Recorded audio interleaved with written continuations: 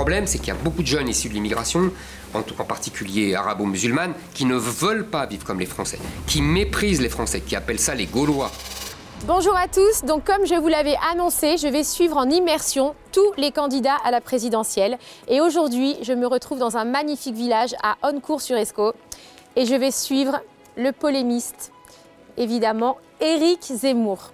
Voilà, j'ai énormément de questions à lui poser et je pense que ça va passionner beaucoup de monde. Donc je sais que cette vidéo va certainement faire très polémique parce que je pense que personne ne s'y attend, même moi je ne m'y attends pas, mais je suis là. Allez, suivez-moi.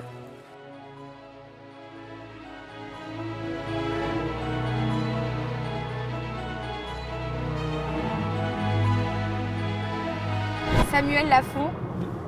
Bonjour, j'ai toujours rêvé de faire ça. Alors Samuel Lafont, vous êtes le directeur de la stratégie numérique d'Éric Zemmour. Exactement, c'est ça. Mais c'est quoi stratégie numérique? En gros, la stratégie numérique, c'est tout ce qu'on va mettre en place comme élément pour faire en sorte qu'Éric Zemmour soit le plus vu sur Internet. Donc c'est les sites, les réseaux sociaux, l'emailing et plein d'autres cellules à côté. On a des cellules de traduction, on a des cellules de découpage de vidéos, on a des cellules de sous-titrage, on a plein de cellules de sous-pôles dans mon pôle numérique pour permettre qu'Éric Zemmour soit le plus vu sur Internet et que chaque Français puisse le connaître et s'approprier Éric Zemmour. En gros, c'est le mettre au max sur les réseaux sociaux. Le mettre au maximum sur les réseaux sociaux, absolument, c'est ça. Vous allez le mettre au max sur les réseaux. Qu'on le voit au maximum et que les gens qui ne le connaissent pas encore puissent le connaître et voir ses idées, France. C'est bien. Et le fait qu'il ait des jeunes comme vous, parce que vous êtes super jeune, vous avez quel âge? Je pense que vous me pensez plus jeune que ce que je ne suis. Vous avez quel âge? 33. Bah c'est vachement jeune, 33. Ouais. Moi j'ai 40, je suis une vieille ou quoi? Oh non, on est jeunes tous les deux. Non mais vous êtes jeune, il a aussi, il met pas mal en avant Stanislas par exemple, dans des émissions ou quoi. Le fait de mettre en avant justement des jeunes pour représenter son parti politique, est-ce que c'est un choix stratégique de sa part? En fait, je pense que c'est un choix au début d'avoir beaucoup de jeunes. Et en plus, Stanislas Rigaud est très bon. Ouais. Et donc, effectivement, de l'avoir en porte-parole sur le plateau, c'était Est-ce qu'on va avoir Stanislas Premier ministre? Ah, ben, il faudrait lui demander. On ne sait jamais. Hein. Attends, imaginez-vous, Éric Zemmour président, Stanislas Premier ministre, Magali Berda, ministre des réseaux sociaux. Ministre des réseaux sociaux, évidemment. La culture, ce qu'on veut. Non, la culture, non. Faut pas exagérer quand même, non. Réseaux sociaux, mais en tout cas, ça ira. on fait un ministère. Voilà. J'entends que Éric Zemmour est assez misogyne. On m'a dit ça. Éric Zemmour le dit très clairement, il dit que ce qui est important pour lui, c'est les compétences. Et ce qui est marrant, c'est qu'il a cette image-là, alors qu'il travaille avec beaucoup de femmes, il a toujours vu les compétences avant le reste. Et c'est peu importe pour lui que ce soit un homme ou une femme avec qui il travaille. Et en fait, chacun est libre et autonome de faire ce qu'il veut. Alors, est-ce qu'il peut dire qu'une femme a le droit de porter le voile si elle le veut? Alors, il le dit, mais vous allez voir, il le dit, ce qu'il dit en fait, c'est ça. Il dit que le voile islamique est un marqueur d'une religion et qu'en fait, c'est pas seulement un habit. Et que donc c'est pour ça qu'il ne veut pas que le voile soit dans la rue. Il ne veut pas qu'il y ait des éléments religieux au nom de la laïcité. Comme une kippa? Il refuserait les kippas dans la rue? Il a dit également pour la kippa, ouais. Et lui, c'est juste dans ce sens-là, en fait. C'est pas contre les personnes, c'est en fait le sens qu'il y a derrière de revendications religieuses et donc de possible communautarisme derrière avec des gens qui vivent en communauté et pas qu'il y ait une seule communauté qui soit la communauté nationale. Et vous qui êtes spécialiste du coup sur les réseaux sociaux, qui dirigeait sa com des réseaux sociaux, vous pensez quoi des influenceuses qui sont voilées? Faut ce qu'elles veulent, les gens sont libres. Les gens mais donc sur Instagram elles ont le droit, mais dans la rue elles peuvent pas. Mais ce qu'il a dit d'ailleurs, c'est dans la rue en fait. C'est comme marqueur d'une religion en fait c'est une imposition d'un modèle. Quand on s'habille en fait, on montre quelque chose. Et là typiquement le voile islamique, on montre une religion dans la rue. C'est du prosélytisme passif d'une certaine manière. Et c'est ça qu'il pointe du doigt, c'est seulement ça. Il dit très clairement que qu'on soit chrétien, musulman ou juif, on peut pratiquer sa religion, on peut aller à l'église, à la synagogue, à la mosquée, sans problème. Ce qu'il dit véritablement, c'est qu'il y a une communauté, il y a des règles qui sont communes à tout le monde, et on ne peut pas dire que les règles de notre religion sont supérieures aux règles de la communauté nationale, de la nation, de l'État, parce que sinon, en fait, il n'y a plus de communauté et les gens n'obéissent plus aux mêmes règles. Alors du coup, on va où? Alors là, on va à Oncourt-sur-Escaut. C'est une ville de l'Aisne, donc dans les Hauts-de-France. C'est un petit village en fait, plutôt de 760 habitants. Et en fait, Éric Zemmour en ce moment, il est en train de faire le tour de France des petites communes, des villages, des petites villes et des villes moyennes. C'est stratégique ça aussi. Mais c'est important pour lui parce qu'en fait, quand on habite à Paris ou dans les métropoles, surtout pour les politiques, il y a beaucoup qui oublient la France rurale, la France périphérique, en gros nos campagnes, alors que ça représente 22 millions de Français.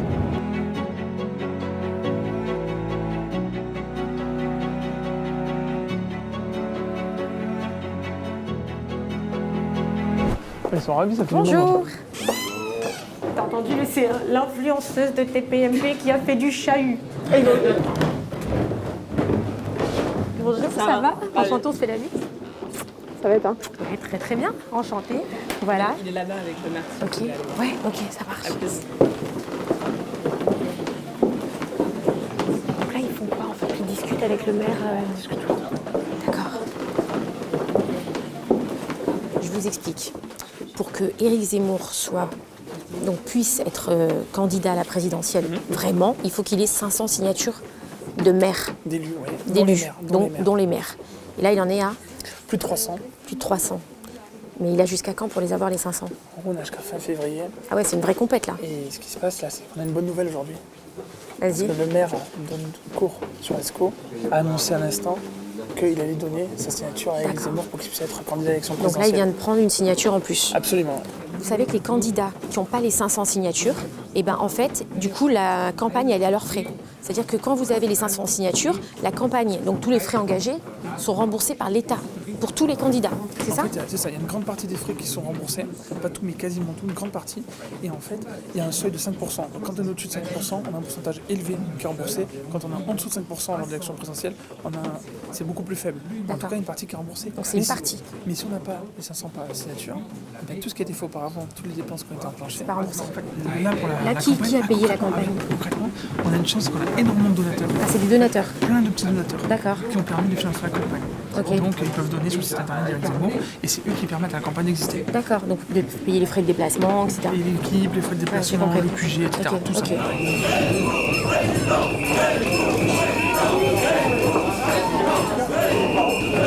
Donc vous allez recruter des élus, c'est ça?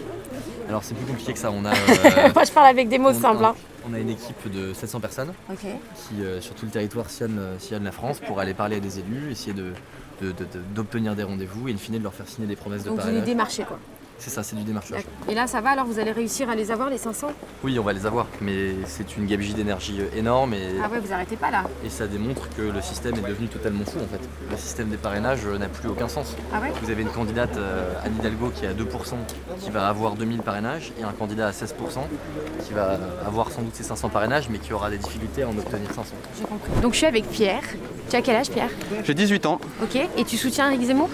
Zemmour met des idées sur la table qui me sont favorables. Je ne D'accord. soutiens pas l'entièreté de son programme, mais il y a beaucoup d'idées dans lesquelles je me retrouve, notamment l'amour de la France et la défense de la chrétienté en France. Tu penses qu'il va changer quoi pour toi Zemmour? Zemmour change le paysage politique, c'est-à-dire dans un certain sens, il nous apporte un amour de la France qu'on avait perdu dans la République et il nous met en avant des patriotes qui aiment la France et décomplexifient ça. C'est-à-dire qu'avant on avait honte un peu de dire aux gens ah, j'aime la France, j'aime les églises, j'aime la France éternelle. Et là Zemmour arrive et se dit le candidat de ces gens-là. Pour toi, la jeunesse Zemmour, c'est contre l'immigration ou c'est comment tu vois les choses toi? C'est pas une jeunesse qui se bâtit contre quelque chose, c'est une jeunesse qui se bâtit pour son pays. C'est-à-dire que on n'est pas les jeunes avec Zemmour ne sont pas des jeunes qui sont isolés, qui disent ah non on est contre l'immigration. Non, c'est une jeunesse qui est pour son pays et il y a des défenses comme ça qui se font. Et du coup on bâtit contre mais d'abord pour quelque chose. Parce que tu sais, il y a beaucoup de gens qui disent oui mais Éric Zemmour, pour les jeunes de ton âge qui sont dans les quartiers, il va être différent, il va être dur. Qu'est-ce que tu as envie de leur dire? J'ai envie de leur dire qu'une statue ne se sculpte pas en polissant. Des fois il faut être dur aussi. Il est fort, hein. On dirait qu'il va faire de la politique. Ces jeunes-là, j'ai envie de leur dire que oui, des fois l'État est dur, des fois oui, il y a des contraintes dans la vie. C'est normal. On a eu un État républicain qui pendant des années et des années a brossé à coups d'aide, toujours, mais n'a jamais dit, bah écoutez, on va bosser, ça va être dur, mais à terme, on va avoir quelque chose. Donc toi, t'es pas contre le fait de mépriser certaines personnes? C'est pas du mépris. C'est pas du tout du mépris, on ne regarde pas les gens avec du mépris. On leur dit, on veut bâtir quelque chose avec vous. Ok. Et on va travailler. On va travailler. Le travail, c'est pas toujours agréable, c'est pas toujours youpi, tralala, ding dong, on est bien, on danse tous ensemble. Non, le travail, des fois c'est pénible, des fois ça plaît pas, mais à terme, c'est toujours le à terme qui est bon. Tu fais quoi comme étude? Je suis en sciences politiques. Ah, voilà. Ok, ça s'entend. Tu t'exprimes très bien.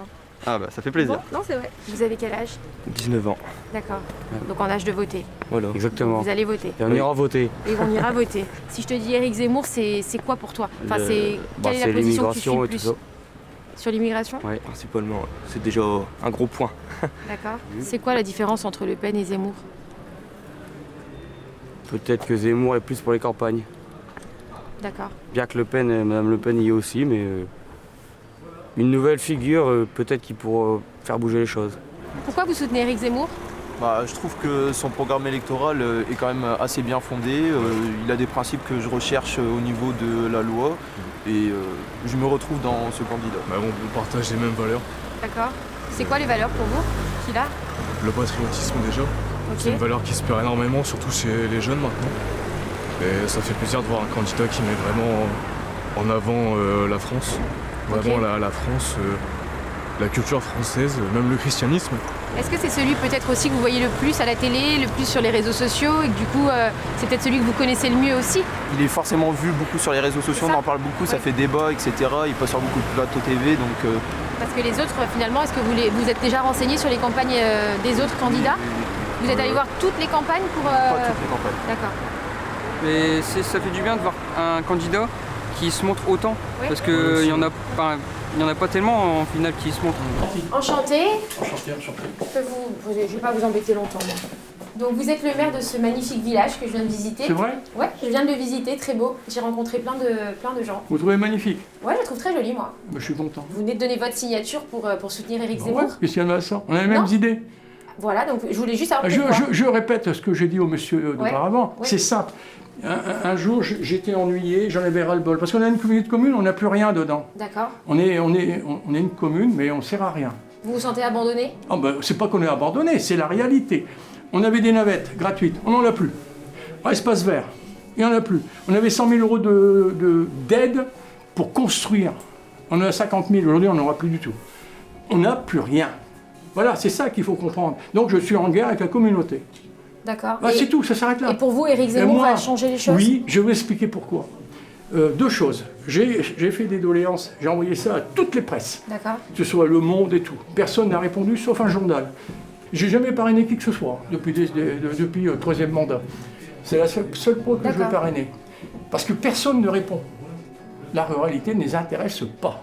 Tous ceux confondus, hein. J'en ai eu 10 là. Le seul qui répond, c'est Zemmour. Qu'est-ce que je fais? Ben, je le reçois. Il me demande s'il peut venir pour parler justement des problèmes de ruralité. Je ne veux pas dire non. Oui, parce que vous vous battez pour ça. Exactement. Et qu'est-ce que vous dites aux gens qui disent que Zemmour est dangereux? C'est vous qui dites qu'il est dangereux. Mais non, je sais. Ah, si.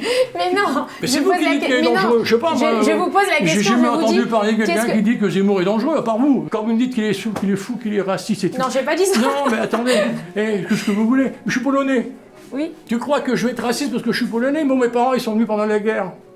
Je suis né en France, mais eux, ils sont nés en Pologne. Moi, la politique de Zemmour, il fait ce qu'il veut et tout ça. Je suis polonais. Moi, tout le monde peut venir en France, je m'en fous. Mes parents, ils sont venus pendant la guerre. Moi, ce qui m'importe, c'est la commune. C'est votre Faut village. qu'elle existe. C'est mon village. C'est le fait qu'il se Et soit ils en ont déplacé, promis. Éric Zemmour, peut-être, qui Ah, portait de ça l'intérêt touche à votre... ça me touche Ça vous a énormément. touché, ça? Bah, bien sûr, parce qu'il n'y a personne qui se déplace. J'ai compris. Tu as paraîtrait, on a pris ça dernièrement. On a dit que la mère Le Pen, elle est venue. Tu l'as vu? Moi, je ne l'ai pas vu non plus. Et ils ont mon courrier. J'ai dit aucune rétractation possible De quoi? de votre signature. Bah, j'en sais rien, moi. J'ai dit que je la donnerais. Mais si je n'ai pas le papier qui confirme mes désirata et ce qu'il m'a promis, bah, il n'aura rien. C'est tout, c'est clair et net. J'ai compris. Je l'apprécie énormément dans ses paroles. C'est vrai que c'est un personnage extraordinaire. C'est vrai, il a des connaissances extraordinaires par rapport à moi.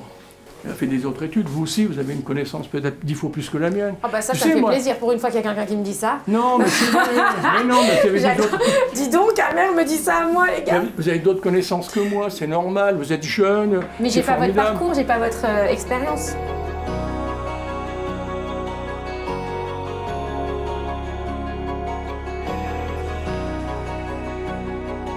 Vous prenez un État laïque et, c'est ma première question, hein.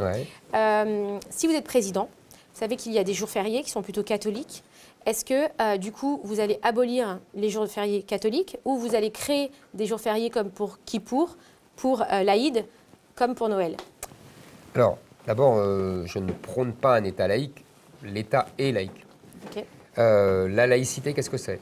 c'est la séparation de l'Église et de l'État, et plus généralement du spirituel et du temporel, c'est-à-dire du religieux et de l'État, de la politique, etc. Et donc toutes les autres religions, même celles dans lesquelles il n'existe pas cette séparation, par exemple le judaïsme, par exemple l'islam, doivent s'adapter à ce mode français. Ce n'est pas toujours facile, mais en tout cas, c'est ça la ligne, et c'est à ces religions de faire des efforts.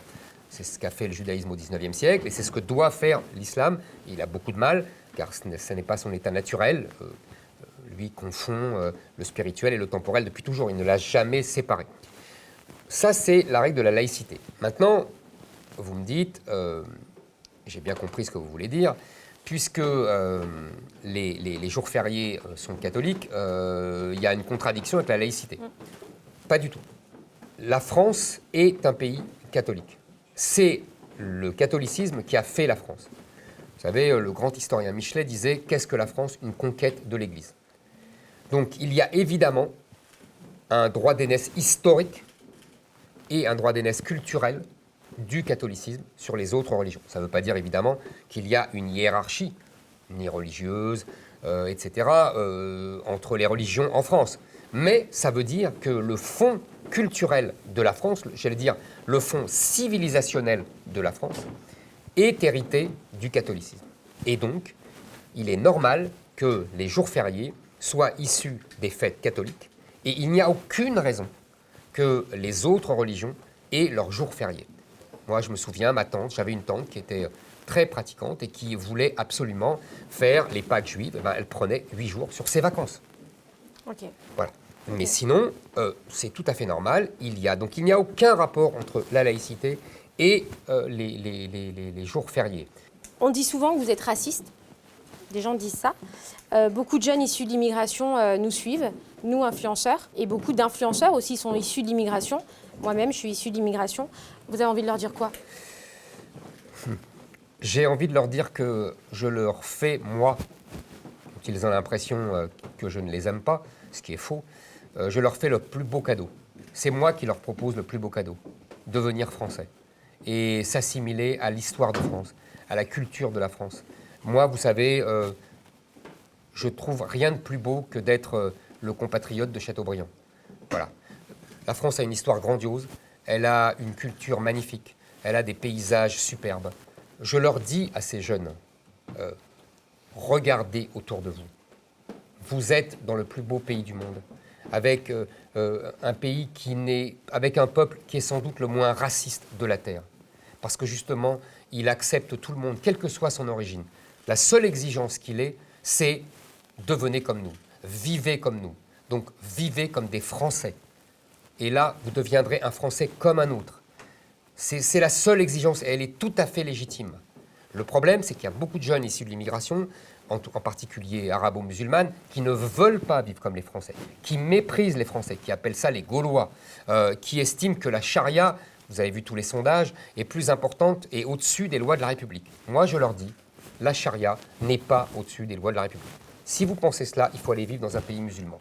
Si vous pensez que la religion musulmane, votre religion, doit être adaptée à la France, c'est vous qui devez faire des accommodements raisonnables avec la France. Ce n'est pas la France qui doit faire des accommodements raisonnables avec vous.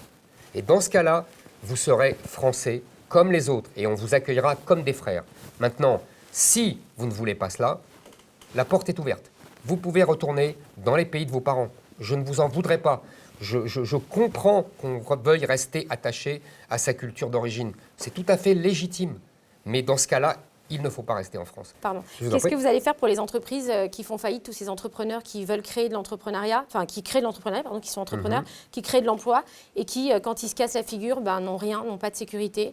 Plutôt que de leur donner une sécurité, parce qu'après tout, s'ils se lancent, c'est qu'ils veulent vivre l'aventure, ils sont audacieux, ils veulent créer leur propre entreprise, ils ne veulent pas rester dans le confort relatif du salariat. Et ça, c'est à encourager. Mais en revanche, il faut les aider. Il faut les aider à grandir, à se développer. Il faut alléger leurs charges, il faut alléger leurs impôts. Je propose, par exemple, qu'ils puissent embaucher dans les 2 années qui suivent en 2 ans, il puisse embaucher 2 salariés sans charge sociale, exonérés de charge sociale. Ça, c'est pour leur permettre de se développer, de grandir, de croître et de ne pas manquer de personnel quand ils en ont besoin. Je propose aussi, si vous voulez, s'ils grandissent vite, d'alléger leurs impôts. Par exemple, je propose, vous savez, il y a pour l'impôt sur les sociétés, il y a 2 taux. Il y a le taux réduit à 15% et il y a le taux normal à 25%. Le taux réduit, c'est uniquement pour ceux qui font 36 000 euros de bénéfices dans l'année. J'ai proposé pour ceux qui grandissent vite, et il y en a beaucoup, de hisser ce plafond à 300 000 euros. Et jusqu'à 300 000 euros de bénéfices, ils ne payeront que 15% d'impôts. Donc vous voyez, c'est des mesures comme ça simples, mais très efficaces, qui peuvent aider les entrepreneurs à grandir, à croître et à se développer. Bon Samuel, on est où là? Alors là, on est à Saint-Quentin, Ouais, parce qu'aujourd'hui, Éric Zemmour fait un grand meeting sur l'école. d'accord. Il va présenter son programme sur l'école. Il en a déjà un petit peu parlé, mais là, il fait vraiment un meeting sur l'école. Et on a énormément de chance parce qu'il y a beaucoup de monde. Ouais, Parce je que vois ça. Hein. le seul problème d'Éric Zemmour, vous savez ce que c'est? C'est quoi? C'est de faire en sorte de trouver des salles suffisamment grandes pour accueillir tous les gens qui veulent venir le voir. Ah. Et là, on voit qu'il y a déjà une queue importante. J'ai bien aimé le seul problème d'Éric Zemmour. Vous savez ce que c'est? Vous êtes sûr que c'est le seul? C'est son plus gros problème Ok. actuellement, c'est de trouver des Ok. salles assez grandes. Parce qu'en fait, il y en a toujours beaucoup de monde. Ok. Villepinte, on avait fait 15 000 personnes en 3 Ah jours. ouais, c'est énorme. Et là, on a réussi à remplir la salle très rapidement. En moins d'une journée, on a rempli la salle. D'accord. Ok. Je vous suis alors. On y va? Allez, on y va.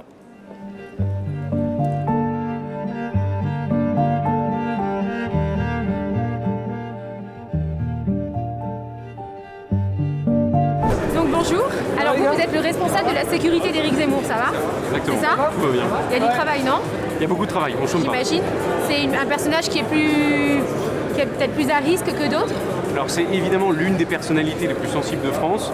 Après c'est quelqu'un qui est assez serein, qui n'est pas inquiet pour sa propre sécurité, qui se soucie beaucoup de celle des autres. Ok. Mais voilà, c'est évidemment une personnalité qui mérite une attention particulière. Là on est en sécurité, ça va? Ici c'est bon, vous êtes dans un lieu qui a été prévu par Éric Zemmour, donc vous êtes en D'accord. sécurité.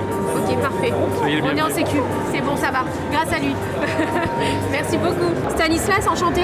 Enfin, on se connaît déjà, on s'est déjà vu sur un plateau de TPMP. Il faut savoir que Stanislas est une star. Voilà. Non, mais c'est une star, il fait tous les plateaux télé, il se défend très très bien.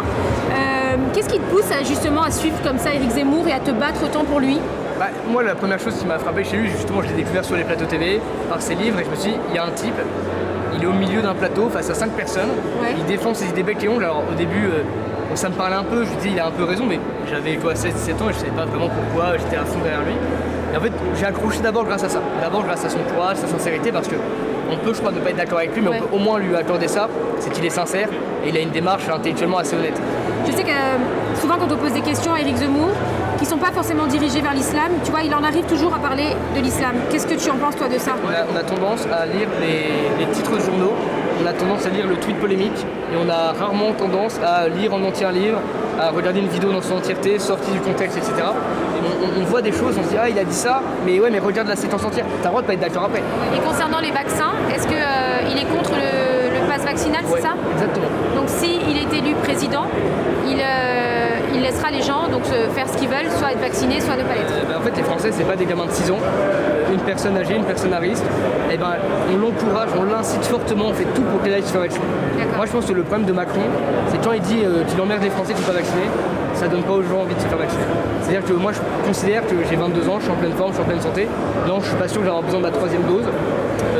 Par contre, une personne âgée, moi ma grand-mère, je l'encourage à aller se faire vacciner. Et c'est marrant que l'homme, aussi moderne qu'il soit aujourd'hui, se retrouve touché, à la merci d'un truc microscopique en fait. C'est assez intéressant, je trouve, à regarder.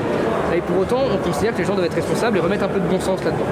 Mesdames et messieurs, il est votre candidat pour être le prochain président de la République française. Merci d'accueillir monsieur Éric Zemmour.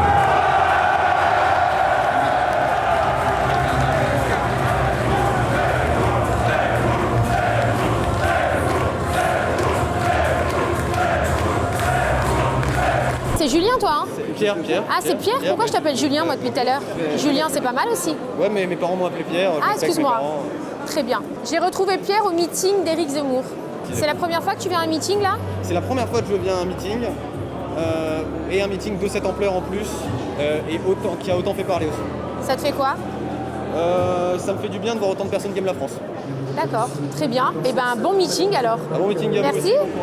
Alors bonjour, enchantée. Est-ce que vous pouvez vous présenter? Vous avez lancé un mouvement, c'est ça? Oui, alors je m'appelle Marie Durand, j'ai 24 ans, donc je suis ingénieure, mais j'ai lancé le mouvement, le comité de soutien des femmes avec Zemmour. C'est un comité féminin qui rassemble toutes les militantes, les sympathisants qui soutiennent Éric Zemmour. Et pourquoi vous avez l'idée de faire ça?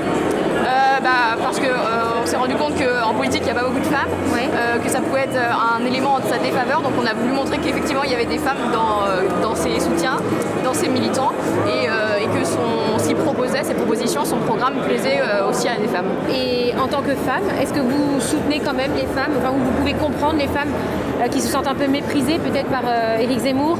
Par exemple, les femmes musulmanes, voilées, ça les angoisse, ça les effraie même. Mais justement, je pense qu'il veut libérer ces femmes-là. Il est contre le voile, évidemment, parce que pour nous, le voile, c'est pas l'égalité, parce que les femmes le portent et pas les hommes.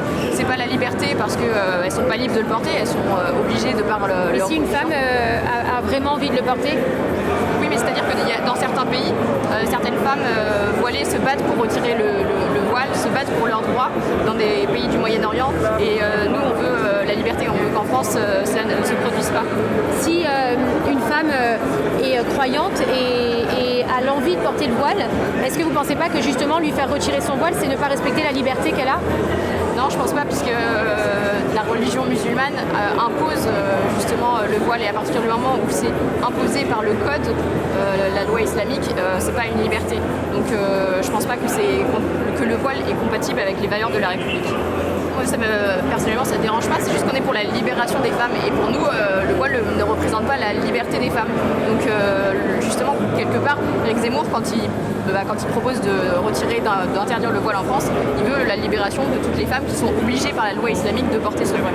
D'accord, ok. Du coup, là, vous vendez les t-shirts, les mugs, les casquettes, etc. Tout à l'effigie d'Éric Zemmour. À l'effigie, non, mais en tout cas avec des slogans et des moutons qui rappellent la campagne d'Éric Zemmour et qui impriment dans l'esprit de ses militants. Mais l'argent, il va où? L'argent sert à financer la campagne de partir en conquête. Donc ça va partir pour le financement de la campagne. D'accord, ok. Mes filles s'appellent Shelly et Shona. C'est pas résonance française. Et pourtant, je me sens complètement française. Donc, est-ce que si demain Éric Zemmour passe au pouvoir, est-ce qu'on va m'obliger à changer le prénom de mes enfants? Non, madame, ne changez pas le prénom de personne. Le prénom des gens qui sont déjà nés. C'est pas une mesure. La loi ne s'applique que pour l'avenir. Elle n'a pas d'effet rétroactif, nous dit le Code civil. Non, mais je pose toutes les questions parce qu'il y a des gens qui s'inquiètent et qui se les posent, ces questions-là. Moi, j'ai l'impression, avec les gens que j'interroge, que les campagnes se sentent respectées, se sentent repérées, un petit peu sauvées. Et ceux de la rue, par contre, se sentent méprisés par Éric Zemmour. Vous n'avez pas l'impression que ça crée justement un fossé entre la jeunesse? Moi, je parle au nom des jeunes, justement, de quartier qui se sentent méprisés parce qu'ils ont l'impression que parce que certains sont issus de l'immigration ou quoi, ils vont se faire expulser ou alors qu'ils vont vivre des moments très difficiles si Éric Zemmour passe. Pas Éric Zemmour. Éric Zemmour ne cesse de répéter en ses meetings, et vous qui le suivez depuis quelque temps, je suis sûr que vous aurez l'occasion de l'entendre, il ne cesse de vanter l'assimilation, de vanter l'adoption par la nation française de nouveaux fils qui choisiraient de tout leur cœur et de toute leur âme de l'embrasser et de la reconnaître. De nouveaux fils? Oui, des fils de la nation, des Français, des concitoyens. C'est ce qu'un Éric Zemmour a dû faire, parce qu'il n'est pas français. Éric Zemmour, de sang, il n'est pas français. C'est un juif berbère d'Algérie. Il a adopté la France et il l'a choisi de tout son cœur.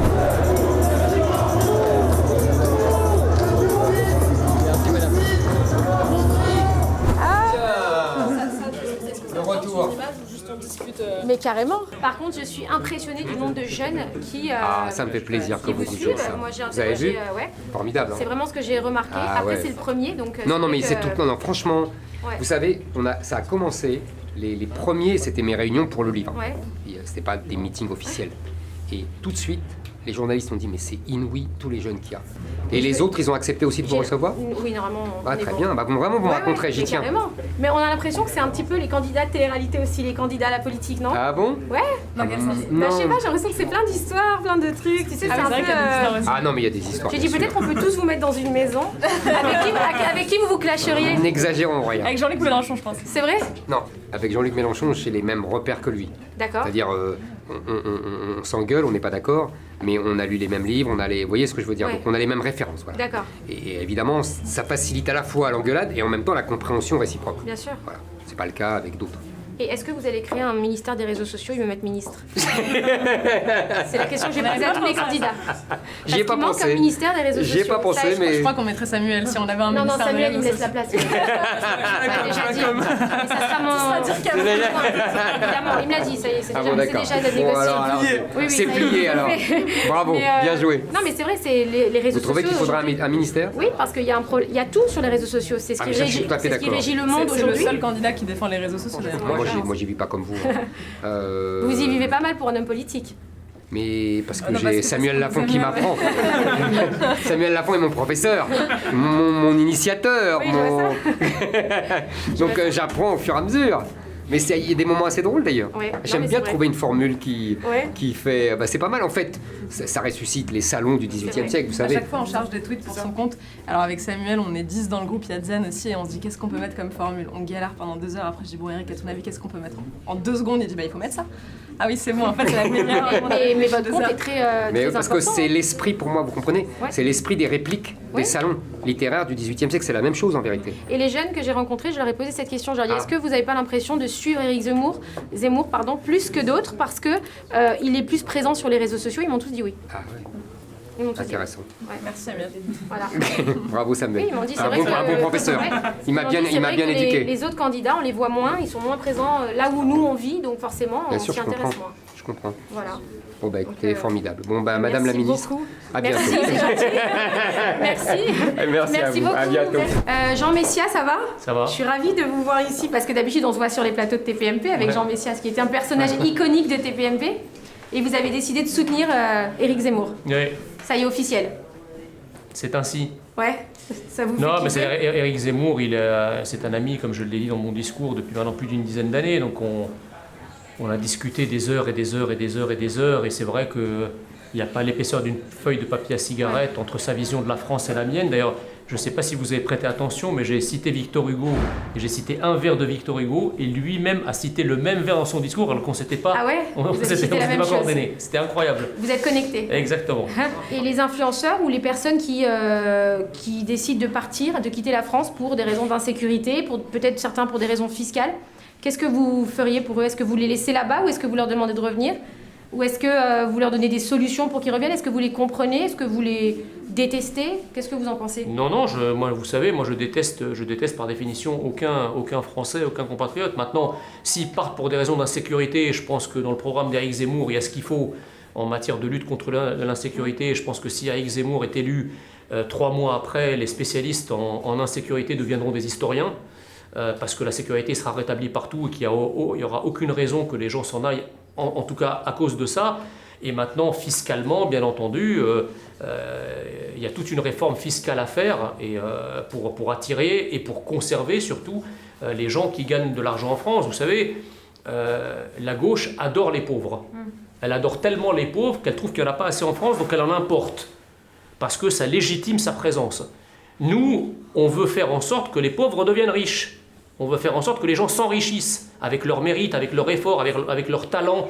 Et donc il n'y a aucune raison qu'en bout de chaîne, une fois que vous avez fourni tout l'effort possible et nécessaire pour vous hisser dans l'échelle sociale et pour gagner de l'argent, il n'y a aucune raison qu'en fin de course, l'État soit le castrateur qui vienne vous rafler le fruit de votre travail. C'est une logique qui est invraisemblable. Et d'ailleurs, la gauche l'encourage parce qu'elle a besoin de rafler aux riches pour pouvoir entretenir les pauvres qu'elle crée.